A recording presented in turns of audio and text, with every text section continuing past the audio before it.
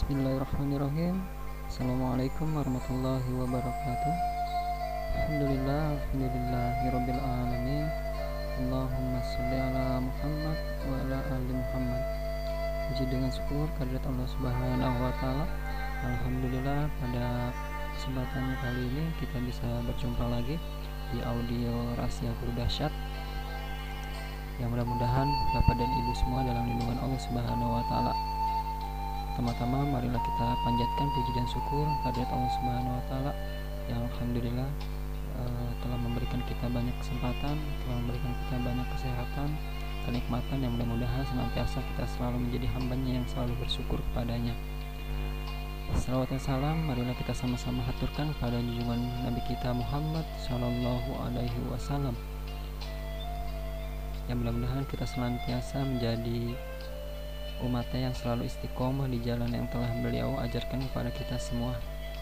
Bapak dan Ibu guru yang dirahmati Allah Subhanahu wa taala, alhamdulillah pada kesempatan kali ini kita berjumpa kembali di audio Rahasia Guru Dahsyat, yang mudah-mudahan kita selalu senantiasa menjadi guru yang terus belajar, menjadi guru yang tidak pernah bosan akan menuntut ilmu.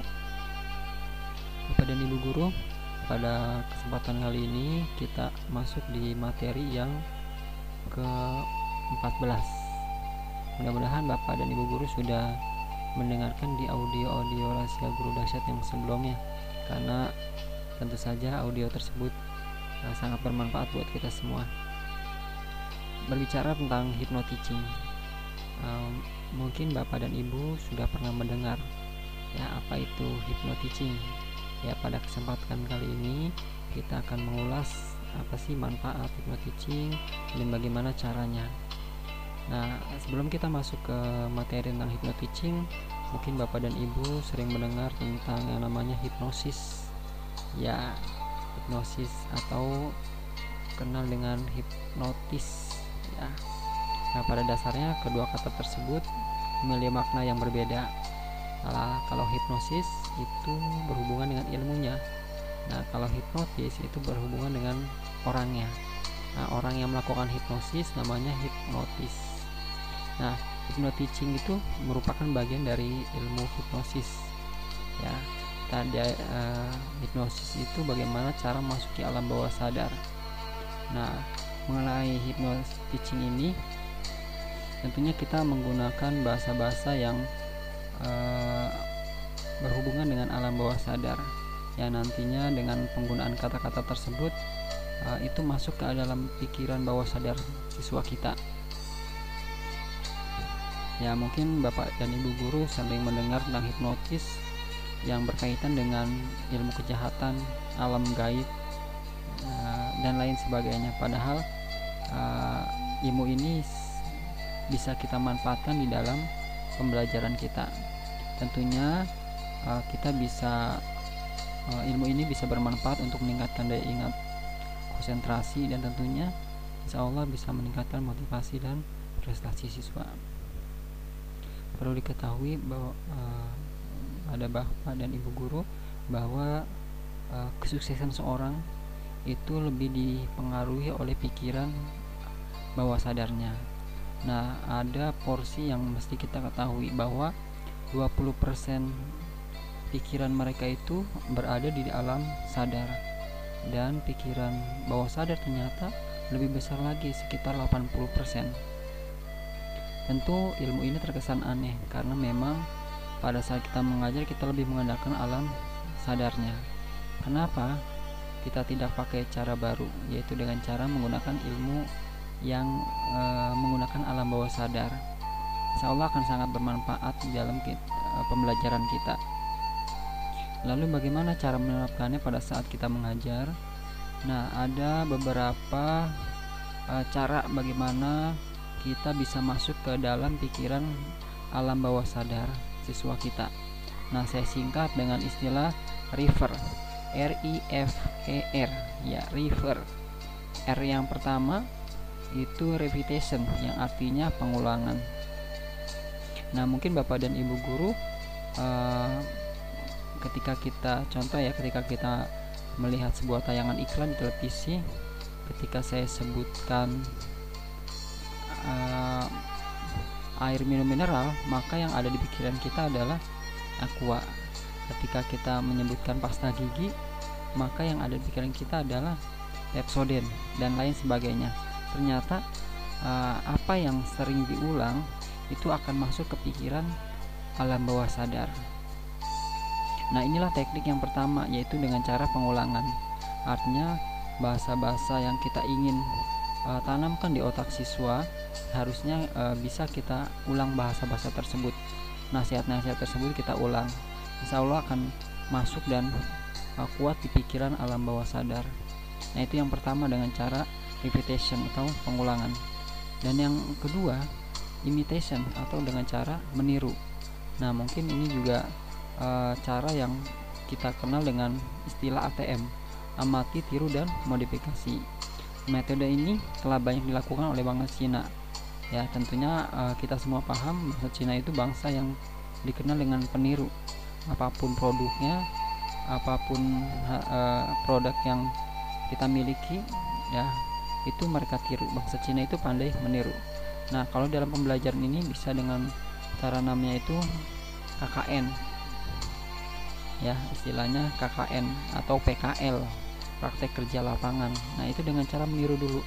Nah, kita juga bisa mencontohkan beberapa karya kita dan mereka suruh meniru, atau bisa kita menggunakan model, ya artinya anak yang cerdas dalam sebuah kelas itu kita beri kesempatan dia untuk mencontohkan kepada teman-temannya dan yang lain akan meniru. Bisa jadi apa yang kita ajarkan itu belum tentu diterima, tapi ketika teman yang menerangkan dan mereka mengikuti, itu mungkin bisa lebih mudah. Dan yang ketiga dengan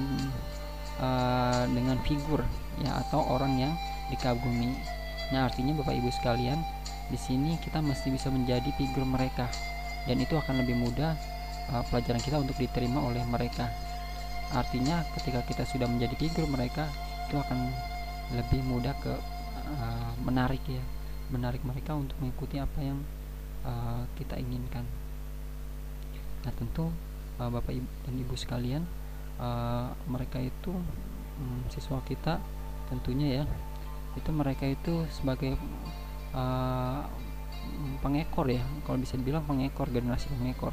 Artinya mereka akan meniru. Coba Bapak dan Ibu lihat di televisi, apapun artisnya, artis yang mereka kagumi, tentunya mereka akan meniru, mulai dari model rambut, pakaian, dan lain sebagainya. Dan ini yang mesti kita ambil dari mereka, ya kita menjadi figur. Dan yang keempat adalah dengan cara kita berempati. Empati, ya artinya kita merasakan apa yang mereka rasakan. Nah, kita memahami psikologis mereka, dan sampai kita menjadi guru yang cuek, ya kita sekedar mengajar, sekedar menuntaskan tugas kurikulum, tapi kita tidak berempati. Mungkin mereka dalam kondisi yang ketika belajar mereka dalam kondisi yang sedih, tapi kita tidak pernah mau tahu bagaimana kondisi mereka, dan ini juga tidak akan pernah masuk ke dalam pikiran bawah sadar. Artinya cobalah kita berempati, coba merasakan apa yang mereka rasakan. Bisa jadi mereka sedang sedih, bisa jadi mereka sedang berduka. Nah, ini juga kita mesti coba untuk mengambil perhatian untuk mereka. Dan yang kelima caranya yaitu dengan cara rileks, artinya santai. Artinya ketika kita menerangkan, ketika kita berbicara, ini mesti santai, jangan sampai kita terburu-buru menerangkan atau mengajar mereka. Artinya usahakan mereka dalam kondisi yang santai, tidak tegang, ya, apalagi terlalu serius. Nah, ini akan sangat kesulitan untuk masuk ke alam pikiran bawah sadar mereka. Nah, itu cara-cara hypnoteaching dalam rangka kita masuk ke pikiran alam bawah sadar mereka. Nah, terus ada juga Bapak Ibu yang bisa kita gunakan di hypnoteaching ini dengan cara menggunakan bahasa-bahasa hypnoteaching. Nah, yang pertama adalah dengan perkataan semakin. Nah, artinya bahasa ini akan masuk ke pikiran alam bawah sadar mereka. Nah, contoh, semakin kalian mengerjakan tugas, maka kalian akan semakin paham dan mahir. Semakin kalian rajin, maka kalian akan semakin pandai, dan lain sebagainya. Menggunakan kata semakin. Dan yang kedua, kata-kata yang bisa masuk ke pikiran bawah sadar itu dengan kata bahkan. Nah, ini pola bahasa yang penegasan yang sangat kuat, ya artinya benar-benar kata yang tegas. Contoh, bahkan ketika kalian datang lebih awal, itu akan membuat kalian lebih tenang dan tidak terburu-buru untuk melakukan aktivitas di sekolah. Bahkan ketika kalian patuh terhadap perintah guru, maka kalian akan menjadi anak yang sangat cerdas dan lain sebagainya. Pergunakan kata bahkan. Dan yang ketiga, kita juga bisa menggunakan kata justru. Justru, ya, ketika kalian membuang sampah pada tempatnya, itu akan membuat kalian menjadi pribadi yang bersih dan sehat. Justru ketika kalian mengerjakan PR, kalian akan semakin paham. Justru, dan lain sebagainya. Pergunakan kata tersebut karena kata-kata tersebut bisa masuk ke pikiran alam bawah sadar. Nah, selain itu juga kita bisa menggunakan pola bahasa yang ini ya, pilihan, yang menggunakan kata atau. Nah, ini artinya dengan menggunakan kata atau membuat sebuah pilihan tertutup. Contoh, kalian mau mengumpulkan tugas ini 15 menit lagi atau saat istirahat. Ya, jangan sampai kata-katanya diganti. Kalian mau mengerjakan tugas atau tidak? Nah, itu yang perlu kita hindarkan. Ya, artinya mereka tetap mengerjakan tapi dengan pilihan yang sempit. Contoh, kalian mau belajar matematika atau belajar bahasa Inggris. Nah, dua pilihan itu pasti akan mereka pilih. Intinya mereka akan belajar di salah satu pelajaran tersebut. Jangan sampai bahasnya diganti. Kalian mau belajar atau tidak? Pasti pilihannya adalah tidak. Dan selain itu juga kita bisa menggunakan mirroring, artinya pencerminan. Nah, kita menjadi figur tentunya ya. Kita dengan mirroring ini, ya ini kita menyamakan napas kita, terus pola bahasa kita dan pergerakan kita. Artinya kita menyesuaikan dengan siapa kita berbicara, dengan siapa kita mengajar. Ya, akan lebih senang orang ketika berbicara ketika dia kondisi duduk, kita pun berbicara dengan kondisi duduk. Ketika mereka dalam kondisi berdiri, kita juga dalam kondisi berdiri. Itu juga dalam rangka mirroring. Dan ini perlu bijak ya. Ya mungkin kalau guru lebih enak berdiri ya ketika di dalam kelas. Tapi ternyata mirroring itu bisa lebih menyatukan ya, memajukan gelombang. Dan mereka merasa sama. Ketika mereka merasa sama, itu akan cepat masuk ke pikiran alam bawah sadar.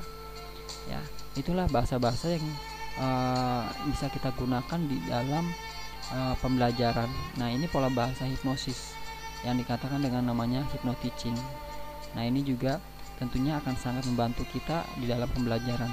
Yang terpenting dari ini semua adalah bahwa kita memahami kondisi belajar mereka. Nah, insya Allah dengan kita menguasai pola bahasa-bahasa tersebut, mereka akan lebih patuh dan lebih mau mendengarkan kata-kata kita, karena kita sudah menjadi benar-benar bagian dari dirinya. Nah, itu Bapak Ibu sekalian tentang hypnoteaching. Tentunya pembahasan ini bisa nanti dilengkapi lagi di kesempatan yang lain. Insya Allah kita ketemu lagi di kesempatan yang lain. Terima kasih atas kesempatan yang diberikan dan telah mendengarkan audio Rahasia Guru Dahsyat ini. Mudah-mudahan bermanfaat, dan mohon maaf bila ada kesalahan. Salam dari saya, Riswanto. Terima kasih. Assalamualaikum warahmatullahi wabarakatuh.